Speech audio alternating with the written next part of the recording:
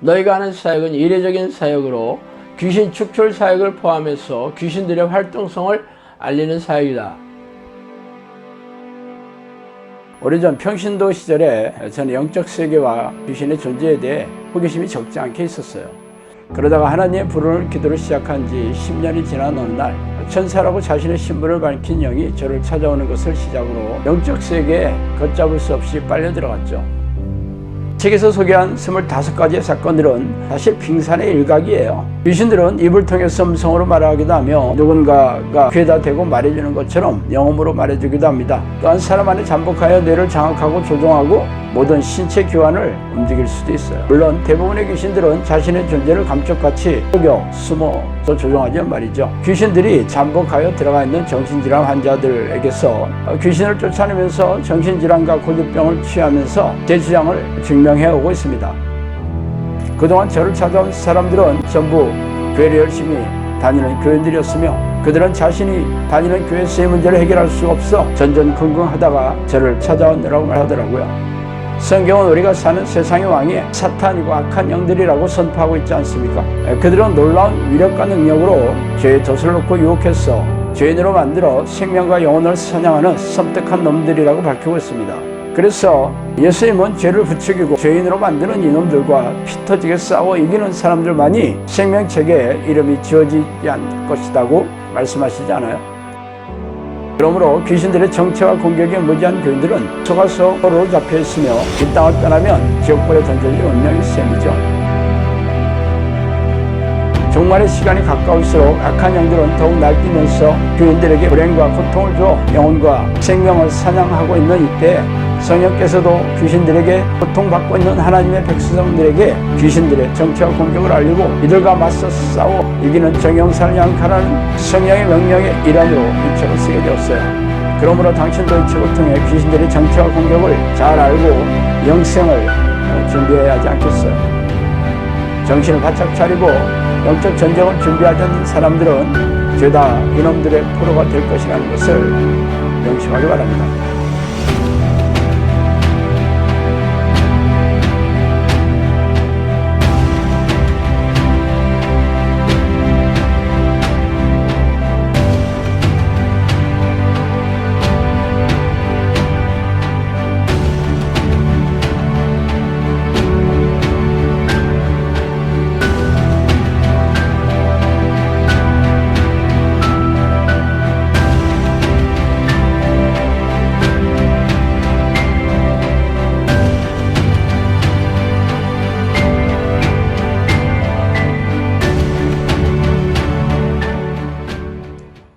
안녕하세요. 크리스천 영성학교 논자는 심목사입니다. 누구든지 주의 이름을 부르는 자는 구원을 받으리라. 로마서 10장 13절.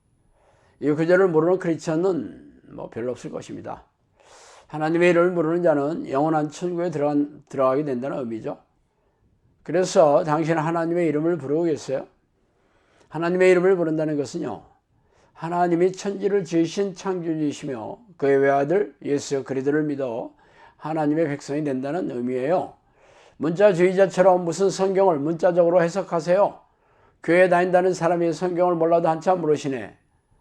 이렇게 얘기하는 사람도 있었어요. 당신이 구원을 얻는 조건으로 하나님의 이름을 부른다는 구절을 익히 알고 있는데도 그렇게 하지 않는 이유는 문자적으로 생각하지 않기 때문입니다. 물론 현대교회는 예수님을 그리스도로 영접하는 자가 구원을 얻는다는 구절을 고속도로로 만들어 가르치기 때문에 다른 구절들은 그냥 성경에 있는 말씀으로 참고하라는 식이죠. 그러나 성경의 한 구절이 전체의 하나님의 뜻으로 여기는 자들이 성경 말씀을 비틀어 아전 인수식으로 가르치고 있기에 그 말씀의 위력을 경험하지 못하고 살아가고 있는 중입니다.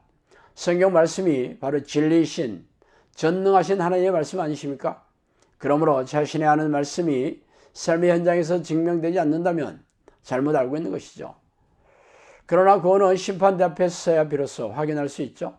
그러므로 아무도 교회에서 가르치는 성경 해석을 의심하지 않아요.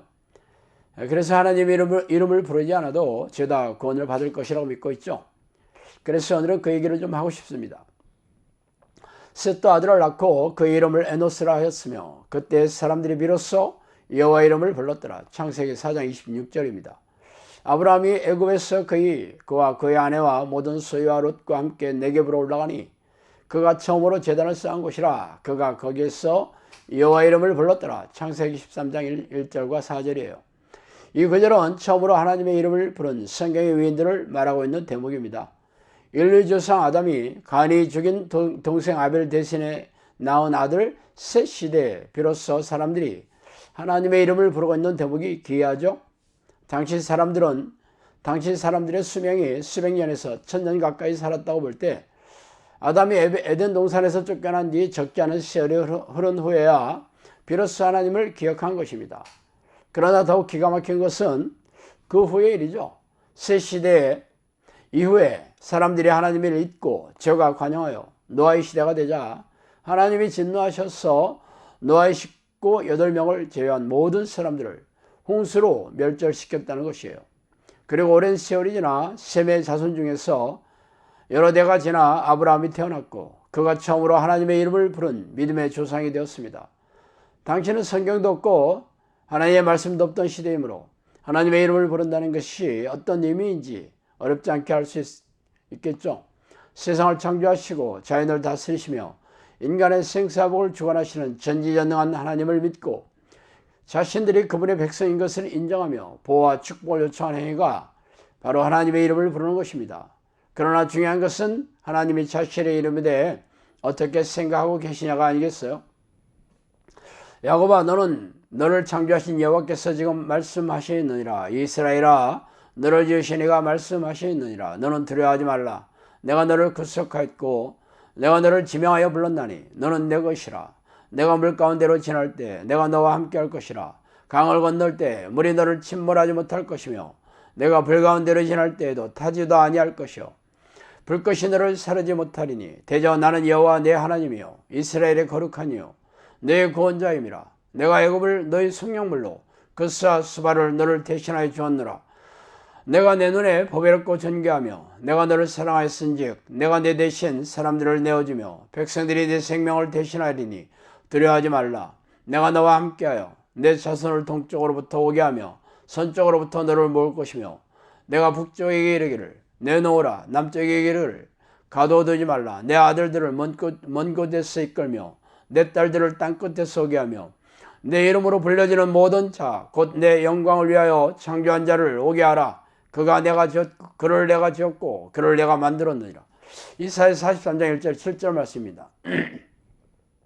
하나님은 자신의 이름으로 불려지는 자, 즉 하나님의 이름을 부르는 자를 가리켜서 하나님의 자녀로 여기는 사람들이라고 밝히고 있습니다.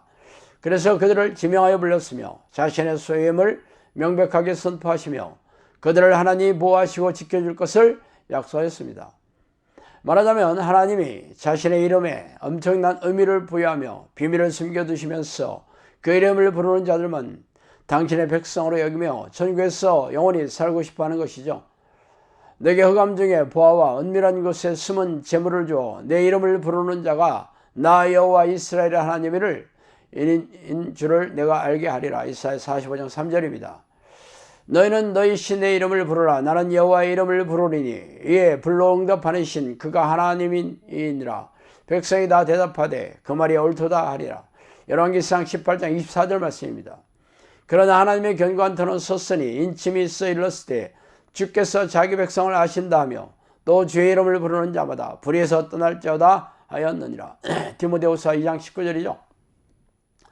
이처럼 하나님의 종들은 하나님의 이름을 부르며 여호와 하나님이 자신의 주인이며 왕임을 고백하고 찬양하고 감사했던 것입니다. 그러나 이 시대의 우리 내교회는 하나님의 이름을 부르는 것을 잊어버리고 각종 예배의식에 참석하고 희생적인 신앙일을 하는 것으로 대체해버렸어요.